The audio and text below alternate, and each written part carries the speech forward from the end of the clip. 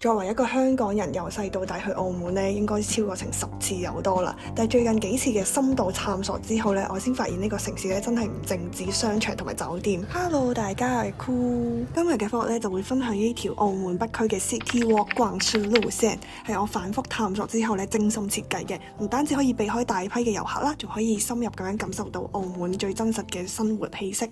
今日嘅路線咧會喺關閘出發。大家可以直接經關閘口岸，如果經港珠澳大橋咧都好方便，過咗關閘2個站巴士就到啦，行10分鐘咧就會到咗我哋嘅第一站祐漢街市公園。我是專門來打卡這個316的裝置，真的超級可愛，尤其是喺呢個澳門先有嘅小白葡撻，大吃一口。蛋黃哥就變咗做雞蛋仔啦，全部都係我中意食嘅嘢。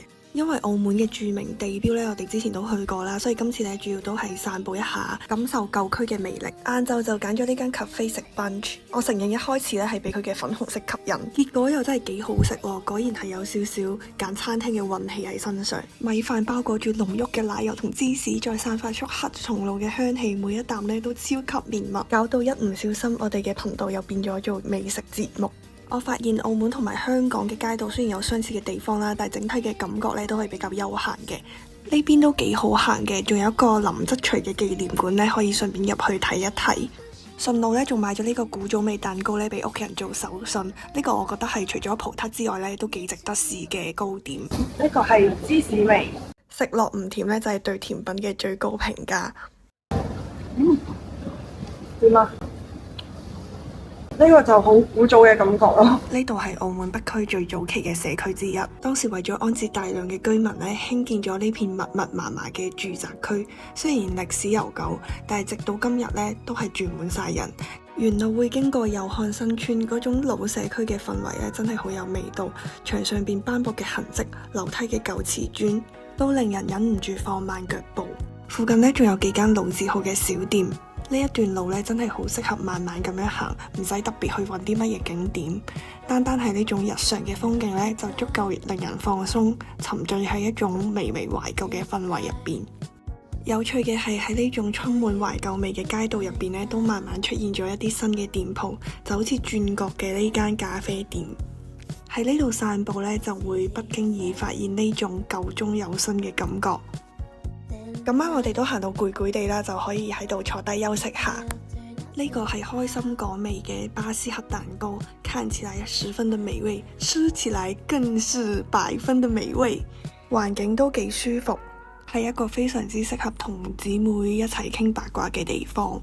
最後呢，我哋就決定行去筷子基嗰邊呢食晚飯。沿途呢，有一個澳門特色就係可以試食好多手信啦，今日真係食個唔停。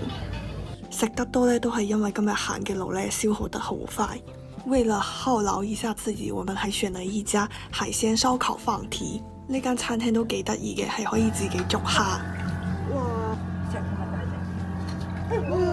食材咧係食得出係新鮮嘅，哈哈！上一秒仲喺度游緊水嘅蝦，呢一秒已經入咗落我個胃。呢度仲可以任食鰻魚同埋啤酒。天哪，我看起來真的太像一個大叔了。不管了，今天吃了再說，能吃就是福。最後食翻個哈根達斯結束戰鬥，食完出嚟對面就係海邊，可以散散步消食。飽唔飽啊？飽。雖然我哋而家好飽啦，但我哋而家仲係去尋找糖水嘅路上。冇錯，無論幾飽都好，甜品咧都可以裝喺第2個位度。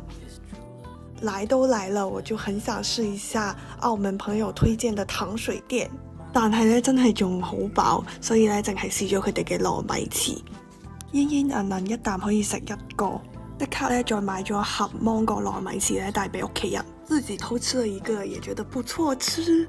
咁食完呢，今次真係返屋企啦，那下次再跟大家發掘更多小眾的美食路線，我哋下次再見啦，拜拜。